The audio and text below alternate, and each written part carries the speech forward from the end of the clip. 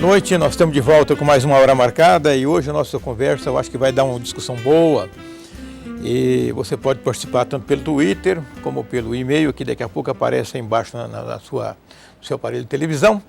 E nós vamos conversar com dois professores sobre gestão pública. O João Edson é formado em filosofia, teologia e pedagogia, com pós-graduação em ciências jurídicas e neuropsicologia e é mestre em ciência da educação. Alfredo da Mota Menezes é professor PhD em História da América Latina pela Tulane Universidade de Tulane, nos Estados Unidos, com pós-doutorado e lecionou como professor visitante. Foi professor da UFMT e secretário do diretório dos estaduais do PSDB e do PMDB. Ambos têm história e vivência nesse mundo da gestão pública para poder permitir que a gente discuta esse assunto em profundidade, sem paixonites complexas. Eu queria jogar na mesa, assim, para uma primeira discussão, e fica aberta para... Eu começaria pelo Alfredo, mas em seguida com o professor João. A gestão pública hoje está sob um questionamento muito profundo. O que está acontecendo com ela? Ela perdeu a compostura, perdeu a capacidade ou ela está numa transição, Alfredo? Antes até de começar perguntando o seguinte, nós estamos falando de gestão pública de maneira geral, ou vamos afunilar, digamos, para o nosso Mato Grosso, para a nossa... Começamos no geral e vai acabar, inevitavelmente vai afunilar, né? Mas eu vou começar daqui para lá para chegar no geral. Então tá. Você vai pelo caminho, vai inverter a pirâmide. Será indutivo. Exato. Porque nós estamos aqui nessa região nossa, Cuiabá, Várzea Grande, né, fortemente com impacto administrativo, de gestão, aquela coisa toda, de uns tempos para cá. Não vou nem fulanizar esse tipo de coisa, nem nada. E que eu acho que está gerando em nós todos, não nós aqui, nós todos de maneira geral nessa região, o que aconteceu? E as câmaras municipais, daqui do outro lado da ponte? O que está acontecendo? Qual a lei nova, qual a lei boa que foi votada aqui do outro lado da ponte? Aumenta-se a verba indenizatória para R$15 mil sem prestar conta. Aí o Tribunal de Contas diz que não tem que prestar conta, porque ela não incide imposto de renda e ela é para os deputados e tudo mais. Então, aí cai na administração da Prefeitura de Cuiabá, aí nós queremos entregar o pronto-socorro para o Estado, aí vem o excesso, ou seja, nós chegamos numa complicação nessa região que a gente pensa, cadê o gestor público? Cadê a coisa pública? Está gerindo bem? Está fazendo a coisa que devia fazer? Entende? E acho também, Onofre, que do outro lado, nós estamos, de maneira geral, mais crítico. Cada dia mais crítico, principalmente... Você fala a sociedade. A sociedade, por causa dos blogs, por causa dos sites. Você está entendendo? Nem que sai uma notinha hoje aqui, amanhã ele não fala mais, mas ele sai a nota, você está entendendo? E às vezes os Twitter e os Facebook, as redes sociais, potencializam isso muito, né? E muito. Antigamente você tinha 1, 2 jornais impressos, que né, um ia para lá, outro ia para cá, aquela coisa toda. E se, digamos, não vou usar o termo que seria deselegante, não passava de certo ponto, certo? Agora não, você tem um cara que levanta a bola e bate, e põe foto e aquela coisa toda. Então, esse aspecto crítico do gestor, e ele não está correspondendo a esse momento. Então está parecendo o seguinte, que a sociedade parece que evoluiu e a classe política ou dos gestores não acompanhou, ela não acompanhou. Parece, em certo sentido, o que aconteceu com a Itália. Entendeu? A Itália, a sociedade avançou, o PIB aumentou, a renda per capita aumentou e tudo mais, e a política na Itália e dos gestores ficaram para trás. Está parecendo que isso está acontecendo com o Brasil de maneira geral e parece que isso está acontecendo em Mato Grosso, principalmente as nossas duas cidades de maneira... As duas maiores, As né? duas maiores. A terceira também em Rondonópolis. Não está diferente. Exatamente, as 3 maiores do estado. E que dá uma repercussão maior para os outros municípios. E esse programa seu, e as televisões, e etc., e os blogs e os sites estão levando isso para o estado inteiro. E a sociedade pedindo. E fica com aquela preocupação. E a próxima eleição? As pessoas perguntam para a gente. E aí, quem que vai na próxima eleição? Votar como? Votar de que maneira? Você está entendendo? Porque vota naquele achando que aquele ia fazer. Não fez. Né? O caso, esse fulanizar, que eu não gosto. O caso de Várzea Grande. Várzea Grande, o Murilo tinha o primeiro mandato. Aí, nós todos sabemos, vai para o segundo enfrentar o Júlio Campos, forte, aquela coisa toda. Tira o Max Suez. Vai para o enfrentamento Júlio, que representa a parte tradicional de Vargem Grande, com o Murilo. O Murilo ganha do Jaime e do Júlio. O eleitor acreditou nele. E daqui a pouco não era nada disso. Cadê a gestão dele? Na questão de saúde, na questão de água, esgoto? Na questão de tudo, na verdade. De tudo. E aí, João, professor João? Olha, eu acho que eu também penso nessa linha. Se vocês observarem aqui na nossa conversa, no nosso papo, foi citado aqui Cuiabá, Várzea Grande e Rondonópolis. Se nós verificarmos o Mato Grosso, partindo do quadro do Mato Grosso, nós vamos verificar que os municípios onde o processo de emancipação ele remonta à década de 70, são justamente os municípios que têm maior dificuldade de gestão por causa do processo das relações de gestão que se traz da tradição. O que ocorre? Se nós pegarmos, vamos entrar um pouco no campo da administração privada, se nós pegarmos as grandes empresas da década de 50, 60, 70, que não conseguiu fazer a sua remodelação, todas foram à falência. Então existe nesse momento uma nova forma de gestar, Sim. Inclusive na política. Só que não existe um novo gestor, principalmente nesses municípios. Se nós pegarmos os municípios mais próximos de Mato Grosso, nós vamos verificar que são justamente esses emancipados posterior ou dentro da década de 70 ou na década de 80. Na década de 70, no ano de 79 emancipou-se a primeira leva de municípios do novo Mato Grosso pós-divisão. Então esse aí Sinop, do final... Floresta, Canarana... E aí na década de 80, 86 foi outra leva grande. Mesmo, né? Então esses municípios, eles têm um processo de desenvolvimento diferente. Por quê? Esse gestor, ele não é mais estudado, mais capaz, mais politizado. Só que ele vem de uma empresa mais nova, fundada dentro desse período. Ele também não está ao seu tempo, mas ele está mais a seu tempo dessa tradição, dessa velha forma de fazer política, daquilo que se cerca em torno dessa velha forma de fazer política. Mas você acha, João, que... Eu vou chamar de João porque a gente é amigo. Vamos. Eu, Alfredo que é amigo. Não vou tirar a formalidade. Você acha que é só isso? O fato de, por exemplo, o caso de Cuiabá, Rondonópolis, Cuiabá, Vargem Grande, Rondonópolis, Cáceres, que são 4 cidades que estão em profunda crise. Exato. Crise de gestão mesmo. Será que é só a antiguidade ou tem algum complicador novo aí que esses gestores não dão conta de perceber? Eu coloco a antiguidade, é o carro-chefe. O que existe de novo?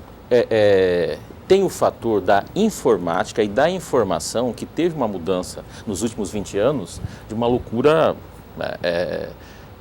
imensa. Imagina, há 30 anos a gente fala na possibilidade de todas as pessoas terem um aparelho celular. Hoje ele não só tem um aparelho celular. Através do celular ele entra no Facebook, ele entra no Twitter e em menos de 1 hora uma notícia circula, se ela tiver peso, se ela tiver marketing, aquela notícia, ela circula o mundo. Ela não fica só naquele reduto. Circula e repercute. Repercute. E ela vai crescendo, ela vai crescendo. Nós temos recentemente aí essa enfermeira que chutou o cachorro cachorrinho. Em Goiânia, né? Exato. Não foi nem em Goiânia, foi no interior, né? Formosa, de Goiânia. Formosa, né? Formosa. Isso. Uma cidadezinha assim, a 100 km de Brasília, na direção nordeste. Filmado por um menino de Barra do Garça que estava passeando na casa de um parente, olha lá. Se a gente seguir, eu segui um pouco, eu ia até escrever um artigo sobre aquilo. Filmou no celular. No celular. Eu desisti eu ia escrever um artigo, também desistindo, porque eu vi que já tinha muita coisa escrita, eu falei, não vou entrar na vala comum. Aí eu fui seguir um pouco para entender. Já tinha gente da Finlândia se manifestando, da Austrália, dos Estados Unidos, já tinha grupo ativistas da França se manifestando em relação àquilo. Então, é questão de minutos, horas. O nosso gestor, ele ainda é aquele formado da conversa de boteco, conversa de pé de orelha, um pouco distante dessa relação. Então, o ouvir a sociedade é muito curto, espaço muito pequeno. Eles não conseguem lidar, não estão conseguindo lidar com a questão da informação. Além do mais, existe incompetência técnica também. Mato Grosso hoje está aí, dos 141 municípios, está cerca de 80 e poucos % dos gestores com alguma implicância em prestação de conta. Desses 80 e poucos %, mais da metade é por erros técnicos na hora de preencher documento. Não foi por má intenção. Despreparo de gestão total. administrativa. Então, né? Então imagina o seguinte, alguém que não consegue retirar um formulário e preencher corretamente o formulário está pronto para gestar uma sociedade? Se as gestões públicas fossem privadas, estariam falidas. Não estão por quê? Porque a renda, o que sustenta uma empresa é o seu comércio, a sua relação. O que sustenta o governo somos nós, contribuintes. Temos uma tolerância enorme, né, Alfredo? Você fez a pergunta. Eu entraria ainda pelo lado político outra vez. De uns tempos para cá, agora indo para o plano nacional, Fernando Henrique, aquilo que o Sérgio Abranches, um cientista político, chamou de presidencialismo de coalizão. Que alguém colocou, que eu acho interessante, que é igual a jabuticaba, porque só tem no Brasil. Não existe no mundo esse tipo de governo. Que é aquele em Brasília e passou para Pochorel, para Rondonópolis, para Cuiabá, para todo lugar, que é ganhar, não tem mais oposição, tem um outro gato. Inventar a tal da governabilidade. É a palavra que eu ia chegar. Palavra. Está entendendo? E aí o gestor tem que dividir o poder com aqueles que ajudaram a ganhar, que tem que ajudar a governar. Essa é a expressão da classe política. Ao dividir o poder, ele não vai pegar esse bom técnico. Exato.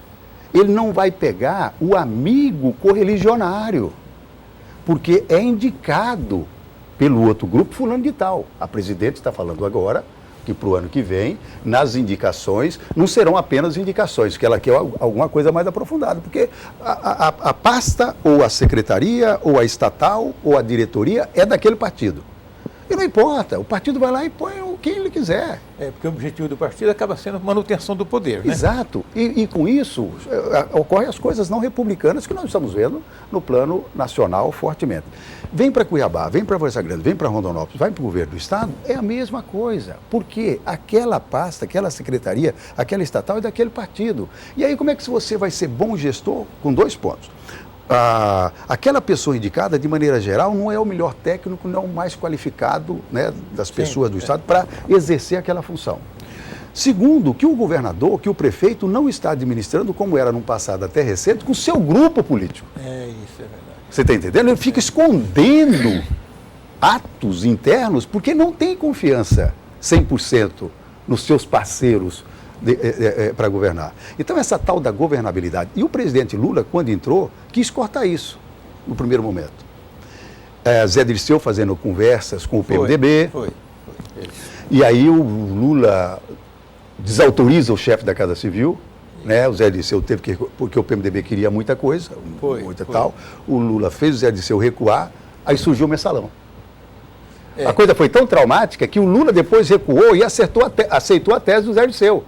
Da tal governabilidade, você entrega o poder para todo mundo sem nenhum problema. Foi a partir do 2º ou 3º ano que ele fez isso que o Fernando Henrique já vinha fazendo. Ele tomou posse em 2002, 2003, 2º ano. Vamos a um comercial e vamos voltar para você a história da coalizão, que me parece também, eu acho que o João deve concordar com isso, que é aí que está o começo dos males, né? Voltamos em seguida.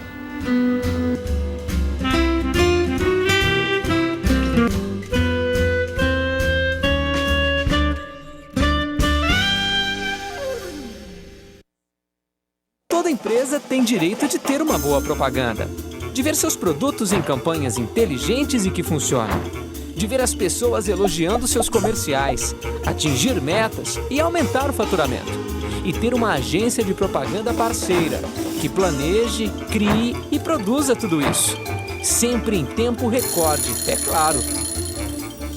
Carandá Propaganda, cultivando grandes ideias. 3052-0612.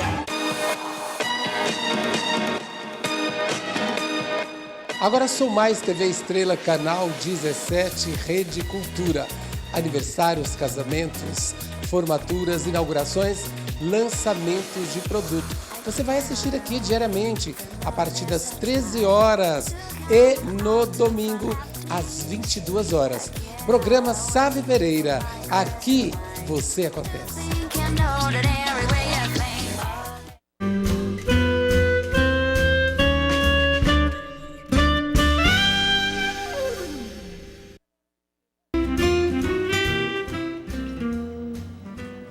Nós estamos de volta ao 2º bloco, conversando com os professores. João Edson é sociólogo, né? Também, né? Também. E o Alfredo da Mota Menezes, que é historiador e escreve artigos no jornal A Gazeta há muitos anos, sobre política, etc. Nossa conversa é Antes de gestão mim lá pública. só foi o Onofre. Quem Como é que- começou antes de mim na Gazeta, já fazendo... Fiz 14 anos na Eu Gazeta. sei. Você começou uns 6 meses antes que eu começasse. Foi. São históricos. O Onofre foi o primeiro. Aí eu tive lá um arranhão, mudei para o Diário de Cuiabá e fiquei 6 anos. Agora eu volto. Mas o João, o Alfredo falava no bloco anterior dessa questão da coalizão, da gestão de coalizão. Essa governabilidade, como se uma coisa, sem ela não tem governo. Parece que é um medo, que a oposição faz esse medo de não se deixar governar. Por quê? Porque talvez seja a fragilidade da gestão, né? O que você acha de tudo isso? Olha, são dois caminhos. Primeiro vamos mexer na agência dela. Existe uma questão aí na nossa formulação política. E aí vou entrar na questão da própria legislação eleitoral. A disputa pelo cargo majoritário, ele se tornou tão ferrenha e tão brava, numa divisão tão grande de partidos, Que é o caso do governador, do presidente da Exato. República e do prefeito. Que a construção desse discurso já começa anteriormente. A construção é o seguinte: na hora que eu vou para a campanha, eu tenho que me cercar de grupos fortes para ter a garantia da eleição. Alguns conseguiram eleger E também independente tem um disso. problema do horário eleitoral gratuito, né? Tem a Muitos questão do partidos tempo, para poder exatamente. aumentar o tempo, né? O PSD, Aí está com Agora- ele, a legislação, ele está corretíssimo, João. problema sério agora, eles vão ter que coligar com um grupo grande para eles terem horário, senão eles não têm horário. Vão chegar e dizer assim, olha, boa noite, sou candidato a prefeito, tchau, estou indo embora. Quer dizer que a porcaria já vem lá de... Já começa lá atrás. atrás, começa lá na legislação que obriga praticamente isso. Nós tivemos aí, se nós verificarmos, nós tivemos o governo Collor, que foi um aventureiro, Sim. que saiu no momento que o Brasil ainda não estava compreendendo direito às regras, e ele consegue eleger sozinho. E a queda do Collor é muito ruim historicamente. Ela marca um ponto ali onde ela criou um trauma ou um medo nos próximos candidatos que eles não podem ir sozinho. Exatamente. Por quê? Fernando Henrique, estou concordando com você 100%. A questão Collor fez todo mundo despertar, o Fernando Henrique Exatamente. puxou o barco. Puxou e ali construiu uma ideia que eleição, você forma um grande grupo para ganhar a eleição e você já fatia nesse grande grupo para governar. Porque se você for sozinho, a causa do impeachment do Collor, comparado aos problemas que vem tendo os governos seguintes, eram muito pequenos. Realmente era. E a ideia que se cria hoje, que é uma ideia falsa, que o Collor caiu porque ele não tinha um grupo de apoio. Eu defendo que a tese da queda dele não seja esse, não é o nosso assunto aqui agora, né? Mas isso foi um grande mal para o Brasil. Porque a partir daí, o cara lá naquele município... Ninguém mais quer ir sozinho. Ninguém mais quer ir sozinho. E todo mundo fica feliz com uma fatia da pizza. O próprio governo fica feliz com a fatia da pizza. A fatia da caixa do PMDB e do PT agora a briga que é boa, né? Exatamente. É 1 bilhão. Sumiu. Essa é uma fatia de pizza Muito grande. grande. Né? É aquele negócio, vocês ficam metade da pizza, divide entre vocês e a metade é minha. Né? Se nós verificarmos hoje o histórico dos governos que estão gestando nos estados brasileiros, nós vamos verificar que mais da metade dos governadores estão com uma avaliação bastante prejudicada em função que dentro do governo deles existem vários governos, que é essa maldita composição que se faz para ganhar a eleição. E para tal Para governabilidade. depois da tal governabilidade. Cria-se uns nomes, e esses nomes ficam muito fortes. Se fosse mexer lá no Legislativo, por exemplo, essa questão da emenda parlamentar, ela se transformou num problema terrível. A governabilidade num problema terrível. A medida provisória. Medida provisória. Né? Então, de vez em quando nessas ondas, cria-se um mote e parece que a política não sobrevive sem ela. O que ocorre hoje, que é a tal da governabilidade, parece que é maior do que o governo. Mas nós não vamos cair num problema de os partidos não subsistem mais assim ao ponto de um sozinho encarar uma disputa. Por exemplo, vamos pegar a eleição aqui da eleição passada, de presidente e depois aqui de governo do estado de Mato Grosso. A presidente Dilma competir sozinha não ia, ou ia. Não. Tá, mas aí eu E quero aqui, chegar... se Val Barbosa sozinho, ela não teve ia ou não ia? 54% dos votos, 55%? 55. Não foi isso, mais ou menos? Próximo 55. Uma se não me engano. campanha fraquíssima Exato. do Serra, em termos de marketing, etc. Exato. Se ela fosse E sozinha, desastrosa, eu sei, não só- esses 5% poderia não ter, né? Por isso que eu estou dizendo. Mas aí eu quero entrar numa outra questão, que vai lá no GENS. Nós não temos mais partidos políticos. Nós temos agremiações que são necessárias burocraticamente para mim estar na política. Existe a ausência de uma bandeira política dentro do partido forte o Conta uma suficiente. coisa, em que momento nós perdemos isso? Você que deve conhecer bem. Que momento foi que nós perdemos o partido para virar a agremiação? Na queda do Collor, tem essa responsabilidade. Quando existe a necessidade, veja bem, ali tem um período de 2 anos, não sei se o professor Alfredo concorda comigo, que é do governo Itamar Franco. Sim. O governo Itamar Franco ele não tinha identidade. Não. Era um homem sem partido, sem governo. Então, em torno dele, para gerar governabilidade, a palavra começa a surgir ali, era necessário criar uma governabilidade, porque senão era perigoso voltar ao regime militar, não sei o que tem. Em nome disso, criou um grupo. A gente teve o triste momento de discutir também o plebiscito entre parlamentarismo, presidencialismo e monarquia. Foi naquele momento, realmente. A discussão seria interessante, mas não naquele momento, que ele reforça outra vez esse grupo. Porque naquele momento, dada essa abertura, que todo mundo poderia chegar ao poder, ficou muito aberto, você deve lembrar que teve na campanha algumas pessoas muito interessantes, representantes que começaram defendendo o parlamentarismo na metade e passaram a defender o presidencialismo, porque enxergaram a possibilidade de fazer composições. A ideia da composição, como bloco administrativo, agora, começa. Quando e onde é que entra a coligação nisso aí? Que a coligação que é o problema hoje, né, das capitanias partidárias dentro da administração. No caso de Mato Grosso, a Secretaria de Educação é do PT, a Agricultura é do DEM, e assim por diante. A coligação, ela ganha sentido a partir desse momento. O que ocorre na primeira eleição? Vamos voltar à primeira eleição a presidente. Até a eleição a presidente, e vamos lembrar que a eleição era riquíssima. A regra sempre atrapalha. A ausência de regra, tivemos debates fantásticos. Sentava-se à mesa, dá para a gente lembrar aqui alguns nomes, Ulisses Guimarães, Mário Covas, Ronaldo Caiado defendendo de um lado, Paulo Maluf, Lula, Brizola. Era uma mesa de debate de São rica. Paulo lá, a Fife Domingos, né? Aureliano Chaves, me parece. Aureliano Chaves. Então era uma mesa riquíssima, uma mesa de debate muito rica. Muito contraditória, isso. Né? Paralelo a isso, quem que foge do debate? O Collor. O Collor. Ele foge do debate. Então, o Collor, ele representa um mal para esse país muito grande, porque muito dessas criações sai ou por ele ou por causa dele, da má gestão que ele faz ali. E quem que foi eleito presidente do Brasil? Foi o Collor. O Collor não terminou. Quando fala Itamar Franco, todo mundo assustou. Quem é Itamar Franco? Itamar Franco foi indicado como vice do Collor representando qual bloco político, qual grupo político. Ele era um acidente. Ele foi por causa de Minas, né? Porque o Collor vinha do Nordeste e ele era de Minas. Por ausência de um vice. Não tinha como se compor naquele processo, e numa ausência pegou alguém, que ele foi bem votado em Minas, tá?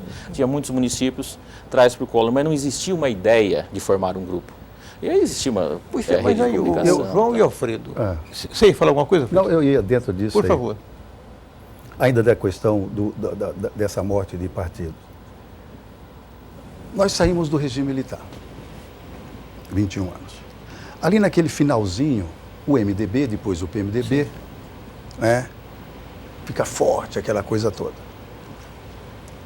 O PMDB vai para o governo com uma esperança enorme. Eu tenho até alguns artigos sobre isso, né? Na época eu estava dentro, aquela coisa toda.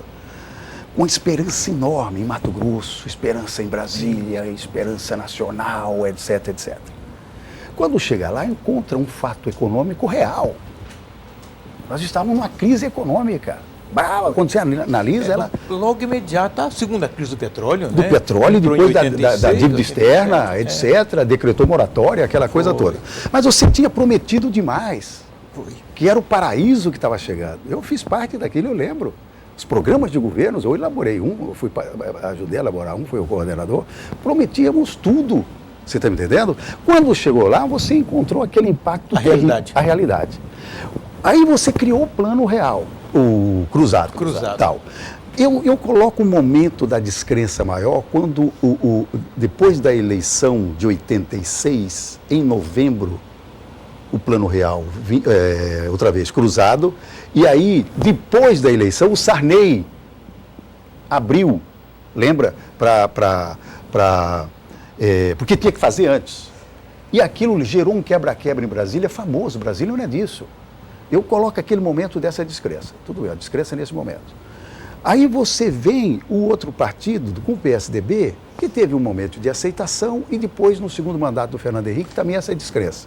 Você vem o PT, que tinha toda uma tradição partidária de que é o novo, é o diferente, não existe não existe isso, não existe aquilo.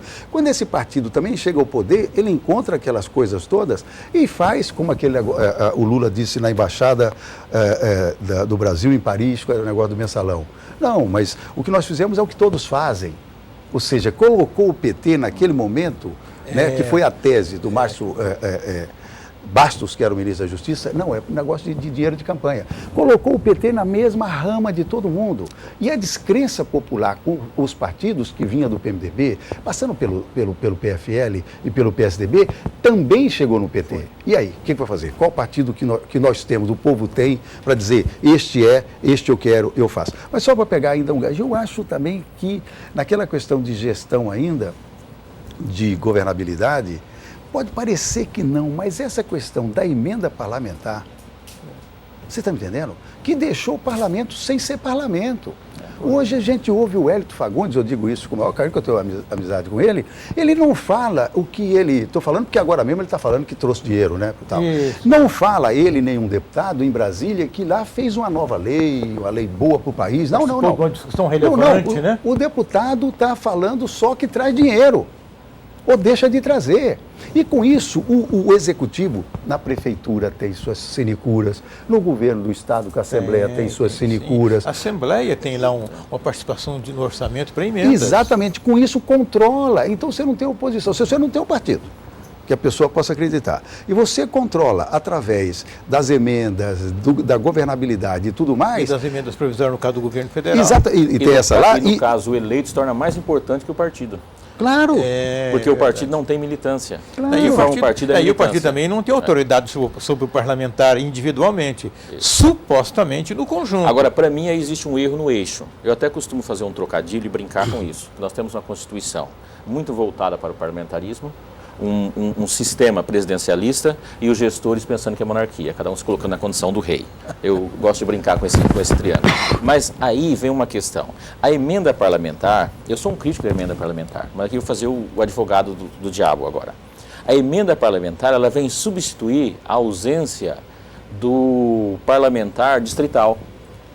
O país é muito grande, os estados é muito grande. Então descobriram através da emenda parlamentar uma forma de fazer um olhar mais amplo para contemplar a região. Não que eu concorde com isso, mas a justificativa é muito forte. Ela está na Constituição ou foi um arranjo posterior? Não, está na Constituição. Isso Fernando Henrique é que começou a usar. Aliás, foi naquele momento que o Centrão, a Constituição estava muito à esquerda e muito parlamentarista. Exato. Precisava dar um pouco de autoridade ao presidente da República, né? Mas nós queríamos falar sobre isso no próximo bloco, nós vamos agora mais um intervalo.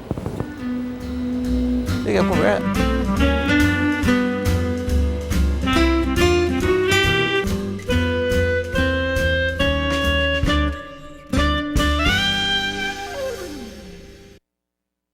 Toda empresa tem direito de ter uma boa propaganda, de ver seus produtos em campanhas inteligentes e que funcionam, de ver as pessoas elogiando seus comerciais, atingir metas e aumentar o faturamento, e ter uma agência de propaganda parceira que planeje, crie e produza tudo isso, sempre em tempo recorde, é claro.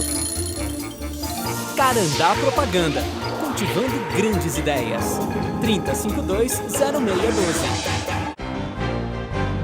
Segunda a sexta, a partir das 18 horas e 10 minutos, com reprise às 23 horas, eu te espero no programa Notícias e Negócios. Aqui você tem política, economia, tecnologia, saúde, tudo que acontece nas cidades com uma linguagem objetiva e informal. E melhor, com a sua participação ao vivo. Programa Notícias e Negócios é aqui na TV Estrela Canal 17, a TV que faz a diferença na cultura regional.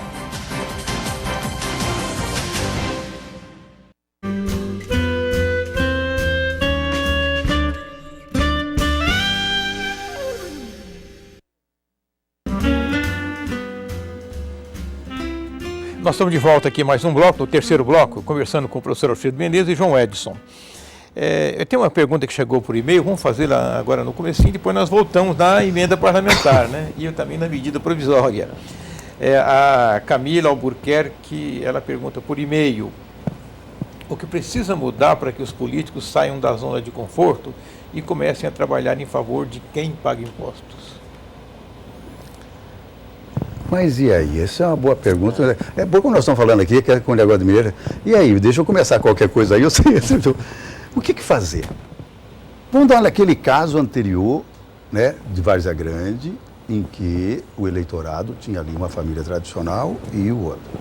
O eleitor acreditou e votou no Murilo. Aí aconteceu tudo aquilo. Aí em cima da pergunta dela, e aí, o que você vai falar para o eleitor? Como vai fazer para modificar isso? Ele vai acreditar no partido? Nós estamos acabando de falar que os partidos estão todos com problema. Ele vai acreditar na pessoa? Ele acerta de vez em quando e erra a maioria das vezes. É uma situação complicada, você está entendendo?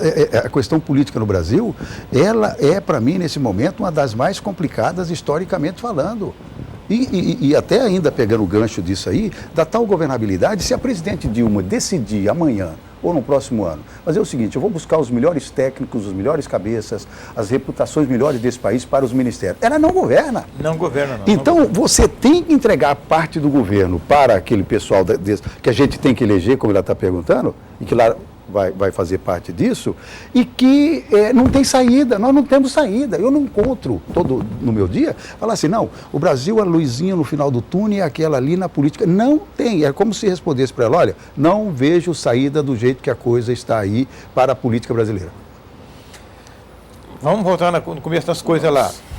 Talvez vai chegar aí no andamento da conversa que eu queria provocar o João. Você começou a falar agora mesmo na questão das medidas provisórias, da emenda parlamentar, né?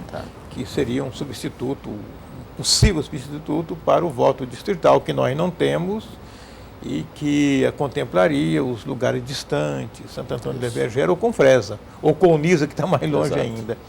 Então, o deputado federal, o deputado estadual, mais o federal e o senador, negociam lá uma votação que interessa ao executivo por uma razão qualquer, legítima ou talvez nem tão republicana, e com esse dinheiro ele aplica lá.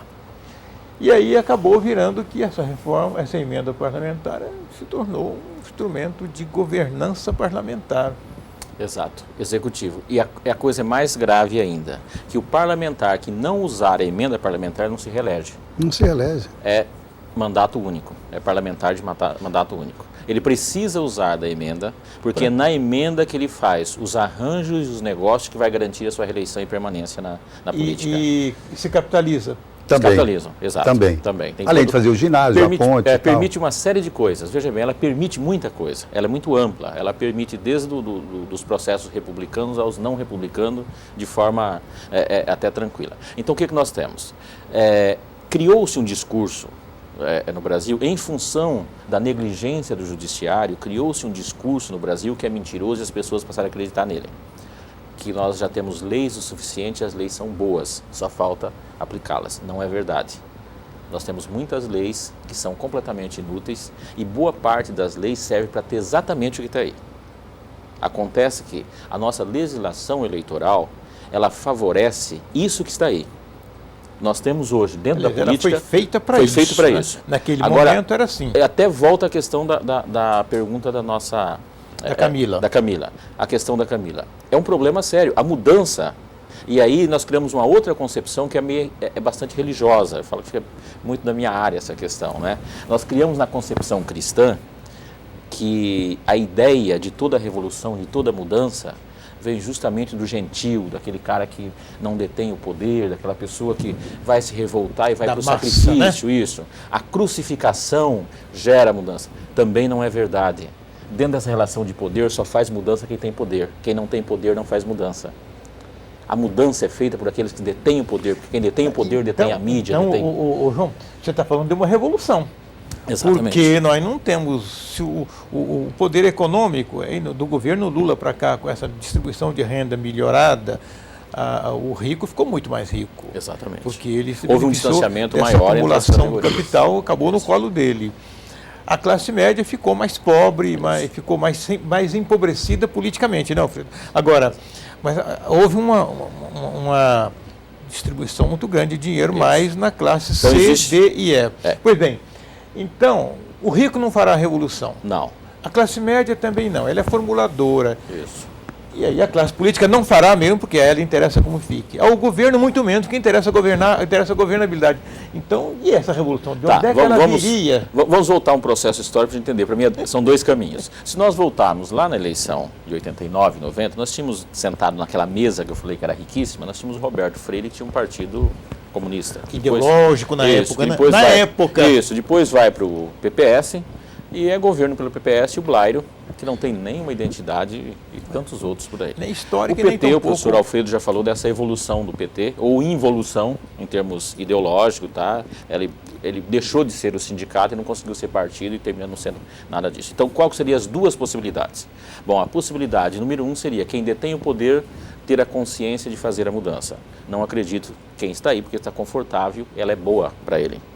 Temos que entender que essa lei não é ruim para todo mundo. A legislação da forma que está, existe uma camada que sobrevive dela. O segundo processo seria a revolução. Tá? Agora, essa revolução não pode mais ser entendida pelas barbas do marxismo, daquela linha tradicional da união das classes. Tá? Essa revolução hoje é uma revolução também de ideias. Nós falamos de mecanismos aí muito interessantes, como as redes sociais, de uma outra relação que também não é um processo de consciência. É um processo muito mais de uma mudança, de um mote, de um marco de mudança, aonde a sociedade teria que se partidarizar. Partidarizar politicamente. Ou se posicionar politicamente? Não partidarizar, porque dentro do partido você cria aquilo que falta aos governos estar discutindo. Dentro do partido você cria o companheirismo, cria a ligação. Mas a legislação torna os partidos capitania de 2 ou 3. Isso tem que ser quebrado, isso é possível. O que ocorre? Tem uma frase que tem muita gente discutindo isso, falando assim, será que o político não tem vergonha do que falam dos políticos? Não tem vergonha, não é questão de vergonha. É que quanto mais nós afastarmos do partido político, mais fácil o partido político será manipulado. Não existe democracia, professor, dentro dos partidos políticos. São ditatoriais, porque partido político hoje no Brasil tem dono. Sim, o PT tem dono, o PSDB tem dono, o DEM tem dono. Os partidos foram criados agora, é tanto que as pessoas não lembram do nome dos novos partidos, dos 2 novos partidos. E quando se refere ao PSD, aqui em Mato Grosso ficou interessante, fala assim, aquele partido do Kassab, ou o partido do Riva. Isso. Então o partido foi criado, ainda está no berçário, né? E mesmo no berçário já existe pai. E como que fica o militante? Vamos pegar em Mato Grosso, o PSD. Estão falando aí em torno de 70 mil filiados. Que 70 mil filiados? Que militância teria? Nenhuma, militância, né? Zero. Nenhuma.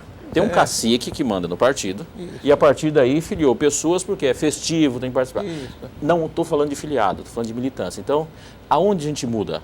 Dá para mudar na eleição? Não acredito que dá para mudar a eleição. O professor Alfredo já exemplificou aí, citando Vaza Grande, tá? As pessoas votaram nisso, depois votaram naquele, tá? Não muda a eleição. Muda-se dentro dos partidos. O dia que as pessoas entenderem que os partidos políticos são importantes e que o partido político tem estatuto, o estatuto pode ser mudado pela militância, e ter uma militância onde luta pelo processo democrático e disputa dentro de um processo democrático e cria ideias e bandeiras, aí sim nós podemos até ter coligações. Você não está descartando? Eu estou aqui pensando, você está falando aqui, eu estou aqui pensando. Essa primavera árabe, que lá uma base da sociedade jovem nos países árabes dominados pela religião, a religião usada como instrumento de opressão, né, por aquelas famílias tradicionais, no fundo protegendo o petróleo e o poder, esse pessoal varreu ali um bocado de gente importante. Gaddafi, o Egito, Tunísia. Mas será que substituição só de poder? Mas eles, na hora da votação, o Egito está mandando um sinal diferente. A Irmandade Muçulmana, sim, que é mais religiosa, está ganhando a eleição no país inteiro. Então, aquela movimentação vai gerar democracia? Ninguém sabe.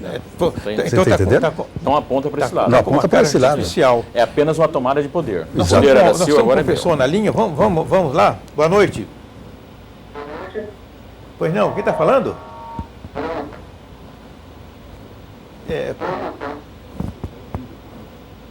A ligação está ruim. Você podia fazer a gentileza de desligar e ligar de novo daqui a 2 minutinhos que nós vamos entrar no intervalo comercial, por favor.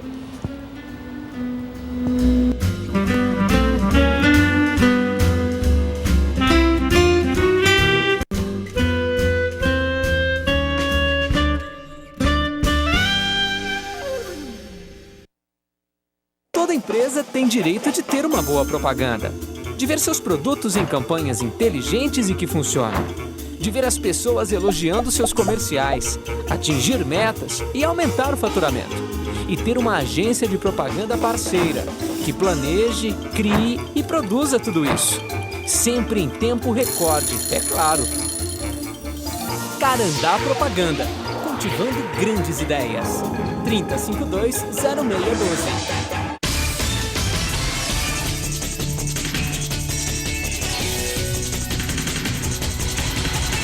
A sua manhã nunca mais será a mesma. De segunda a sábado, às 11h30, eu, Janés, estarei aqui apresentando o programa que é focado em você. O MT em Foco, a voz da comunidade. Aqui você tem notícias, cultura, entretenimento e muitas participações musicais. Aqui no MT em Foco, na TV Estrela, a TV que faz a diferença na cultura regional.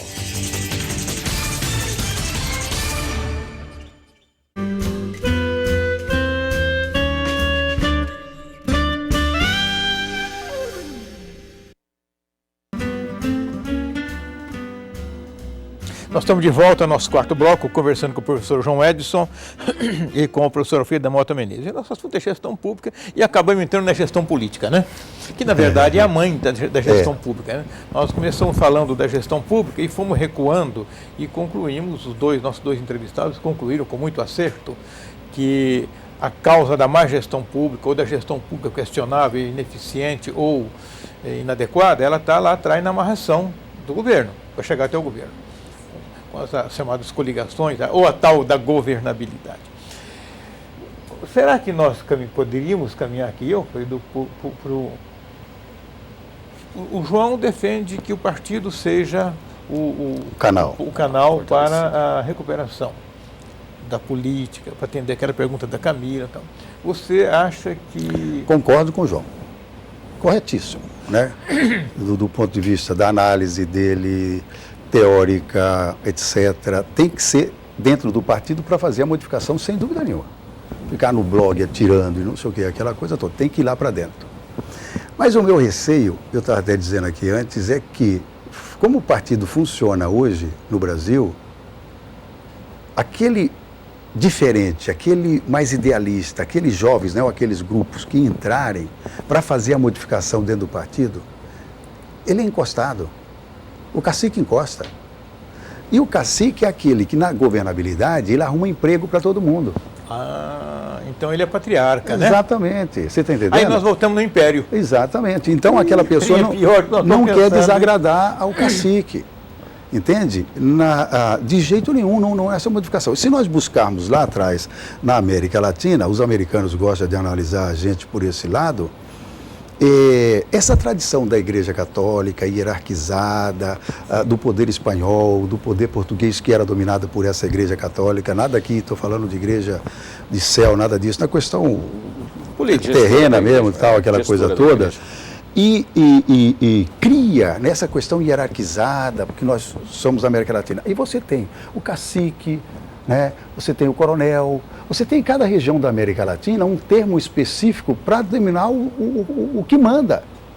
O que manda não é o partido, o que manda é o fulano, é o beltrano. Então ele é maior do que o partido. Na Inglaterra, eu estava dizendo agora, 2 anos atrás, deputados dos dois partidos, o trabalhista e o conservador, eles pegaram o dinheiro para embelezar apartamento, compraram móveis novos, etc. E a imprensa descobriu. O partido, na hora da eleição, negou legenda, seja de um ou do outro partido, àqueles candidatos, porque sabia que não seriam eleitos. Quem é que tem coragem de negar a legenda a um cacique político dentro do partido? Mas lá o voto é distrital, né? Isso é. Entende? Mas o partido sabia que ia perder a eleição. Também tem a questão da outra ponta, o eleitor. Sim, já sabia que ia perder a eleição, porque o eleitor não brinca nessas coisas. O cara botou alguém viável. Exatamente, você já está fora. Mas agora, aqui não, eu digo o seguinte, quem é que vai negar? O cara tem isso, tem processo, tem aquela coisa toda, e o partido decidir, não, nós não vamos dar legenda para você ser candidato a deputado estadual ou a prefeito na próxima eleição. Cacique, está ferrado. Não existe isso no Brasil, Exato. Essa dificuldade. Os poucos partidos políticos que tiverem em alguns momentos por pressão coragem de retirar dos seus quadros, expulsar do seu partido pessoas com mandato por ter cometido alguma coisa, essas pessoas receberam praticamente todos os outros partidos com uma carta na mão, venha para o meu partido. Então, para o partido... Você tem voto, né? O sinônimo de aproximação dos partidos é representatividade. Eu represento votos. Tenho voto, eu estou indo. Agora, nessa linha, o partido, e já diz partido, é uma parte da sociedade, ela não está cumprindo o seu papel de ser uma parte da sociedade. O partido ele se transformou numa empresa de uma pessoa. E essa pessoa passou a gerir esse partido. Então é comum alguns discursos que nós temos, nós reforçamos muito esse discurso. O DEM de Jaime Campos, o PMDB de Carlos Bezerra, e aí vai, o PPS do Percival Muniz, o PSD do Valtenir, o PSD... Valtenir, por exemplo, já é novo chefe. Valtenir começou ontem, já é o cacique do partido. Então, exatamente. Então, o que ocorre? Mas quando nós vamos mudar essa linguagem? Nós não vamos mudar essa linguagem utilizando o poder que está aí. Não serão eles que estão no poder que vão fazer isso. Como que a gente começa a partidarizar? A gente começa a partidarizar a sociedade, não é por dentro da sociedade. Aí nós vamos chegar lá numa questão da Camila que vai sobrar aqui para a gente, mas a gente tem que botar a mão na ferida. Acontece que a formação do cidadão brasileiro, aí passa pela escola e principalmente pela universidade, ela não forma mais dentro da universidade a partidarização dos assuntos e dos temas relevantes do país. A discussão universitária hoje, ela é muito voltada para a profissão, muito para a atividade profissional, independente... Quando ela politiza, ela é ideologizada. Exatamente. Aí então, é pior. Não é que eu tenho que nascer e de repente pertencer ao partido P não sei o que, P lá, não. Eu vou primeiro partidarizar dentro da sociedade. Eu preciso ter gosto pela discussão da sociedade, entender que a sociedade, que a minha empresa, que a minha profissão... essa tribuna popular não existe mais, não é? Não existe, ela morreu. Não, Alfredo, são nas mesas de bar, né? Alguns teóricos exatamente. Assim, mais românticos. Eu iria, aqueles João, que não pararam de beber ainda, né? eu iria, João, também lá vai um pouco de historiador, gosta de ir lá atrás um pouco, né, tentando encontrar uma raiz. Nós temos hoje, Alfredo, me perdoe, me interromper, nós temos que buscar a história hoje para fundamentar, porque hoje você tem aí deputados e vereador e prefeito que caíram de paraquedas, não tem a menor noção do que é que está fazendo ali. Exatamente, e esse lado que eu vou entrar, se eles não viram isso, estão nos livros de história. Na América Latina, você tem partidos ainda que vêm do século XIX, na Colômbia. O Partido Branco e o Partido Colorado no Uruguai, eu estou trabalhando com isso para Chuchu, num novo livro para dizer a Inglaterra, já estou fazendo propaganda, a Inglaterra não fez a Guerra do Paraguai, provando agora com os documentos.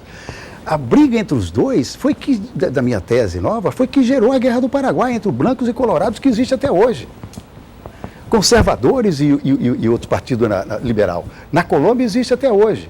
Nós tínhamos os partidos tradicionais, né? Aí nós tínhamos aquela da UDN, PSD e tudo mais. Isso, Os militares, com aquela derrota de 1966, eles acabam com esses partidos e criam MDB e cria Arena. Eu estou falando rápido porque tem muita coisa por aí.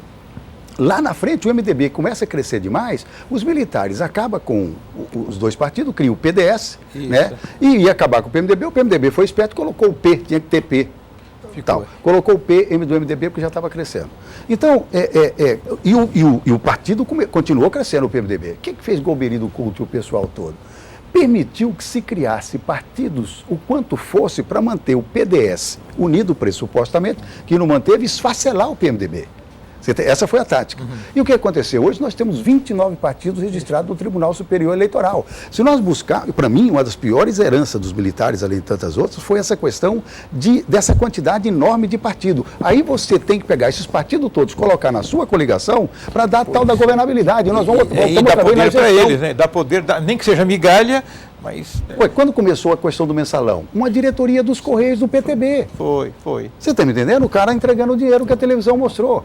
Então, a raiz de tudo quer dizer, o que está acontecendo agora não é só da agora, ela tem uma série de coisas que vem de lá e aconteceu. E eu volto a dizer o seguinte, eu estou preocupado no meu canto da vida que não tem alternativa.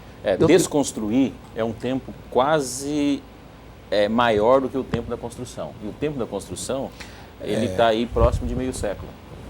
Desconstruir isso significa também, num processo, avançar no tempo. Mas aí a gente fala, a gente tem falado, o Congresso tem batido um pouco nisso, e cá no imaginário popular se acredita que uma reforma política seja a solução. Mas quem é que faria essa reforma política? Porque ela vai ter que derrubar pedra, desconstruir. Desconstruir. Mas aí você pode desconstruir e tirar as pedras todas da construção. Mas quem essa- faria isso? A Não classe pode ser o política que não executivo. tem interesse. Não fará. As reformas virão. Agora as reformas serão setorizadas. Reforma política, e aí existe uma confusão entre reforma política e reforma de setores. Por exemplo, a legislação eleitoral não significa que é reforma política, é reforma eleitoral. O que se discutiu esses dias, a possibilidade que está discutindo, é a possibilidade de uma reforma eleitoral, não uma reforma política. A reforma política é mexer na questão tributária, vai mexer na questão, pode-se discutir o regime de governo. Uma reforma política ela é ampla, ela mexeria com todos os elementos do Estado. Ninguém tem interesse e hoje nós não temos um grupo seleto. Eu faço uma defesa, que na realidade essa defesa não é minha, ela surgiu dessas conversas de quem discute política. Numa discussão política um dia com Oswaldo Sobrinho tem uma ideia que eu acho muito interessante de criar uma Assembleia Constituinte, que seja desvinculado do campo político para discutir uma reforma política. Eu penso que esse seria o caminho mais rápido e menos traumático, de eleger um grupo. Aí teria que ter critério de formação, não pode ser líder de qualquer coisa, está indo lá. Mas aí quem faz o critério é quem vai dominar depois, né? Mas eu acho que vai chegar naquilo que nós dois concordamos, não sei como é que pensa o Onofre, de dizer o seguinte: não precisava tal reforma eleitoral, nem a reforma política, eu vou exagerar, não precisava nada disso, etc. Bota o parlamentarismo, porque Exato. você vai ter um grupo que é sim, um grupo que é não. Exato. O grupo que é sim tem que votar unido, não tem esse negócio de pegar emenda parlamentar. Exato. Não tem que você isso. ficar preocupado A com a essência do governabilidade. parlamentarismo é essa, é coesão. Você está entendendo? O seu partido, você tem que votar com o seu grupo, né? Nem que seja coligação, você tem que votar com aquela proposta do seu primeiro-ministro. Entende? E o outro é a oposição. A oposição tem 45%, você tem 55% do parlamento e o pau vai quebrar. E o legislador só pode legislar. Exatamente. Pode E não fazer tem coisa. emenda para te controlar, não tem nada disso e tudo mais. Resolveria num passe de mágica, sem dúvida nenhuma. Mas já tivemos plebiscito nessa Já. direção. E foi uma 2, goleada. né? Teve um último alguns anos atrás. Eu participei por dentro, porque era a favor do parlamentarismo. Mas a goleada foi muito forte. Era muito mais fácil o Brizola e o Maciel, por exemplo, os dois estavam juntos pelo presidencialismo, do que um Richa, que veio aqui, eu lembro que ele veio, falar sobre parlamentarismo. Você está falando sobre uma coisa nova. Para você explicar para a pessoa é mais complicado do outro vir e já falar sobre o presidencialismo. E ainda dizia que era golpe. Isso, foi o que matou, foi isso é golpe, né? Golpe. O Brizola queria ser presidente? E a estratégia de marketing do presidencialismo foi muito boa, porque enquanto o parlamentarismo gastava tempo de televisão explicando como deveria ser o parlamentarismo, o presidencialismo só apontava os defeitos, que tem, todo regime tem. E falava das só os suas defeitos. altas qualidades, só separava o que foi bom e esquecia o que foi ruim, né? Então- Nosso tempo está acabando. Eu tenho aqui, professor João Edson, uma pergunta para o senhor, que é do Joilson, lá de Várzea Grande. Ele pergunta quais são as forças políticas que vão se enfrentar em Várzea Grande na sua visão. E diz que, ele faz uma segunda pergunta que casa com essa, diante dessas descrenças políticas, o que fazer para que as pessoas possam ingressar nos partidos políticos? Na verdade, são duas perguntas. É de Várzea Grande primeiro. Quem é que vai se defrontar lá? Ô Joilson, como seria bom se eu conseguisse ter essa bola de cristal, entender isso. Olha, a Várzea Grande está fazendo uma costura. O atual gestor, o Tião da Zael, ele está fazendo uma costura muito interessante. Ele está tentando trazer para o lado dele o governo, né? Ele já tem a potência do Está PSD. cuidando da do Lima. governabilidade desde Cuidando já. da governabilidade desde já. Ele está formando um grupo tão grande que ele pode sair sozinho nessas eleições.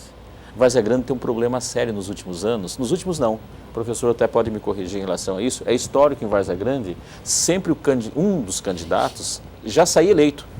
Ele já vai para a eleição, pelo menos o que eu acompanho nos últimos anos de história, o candidato já sai eleito, não tem disputa.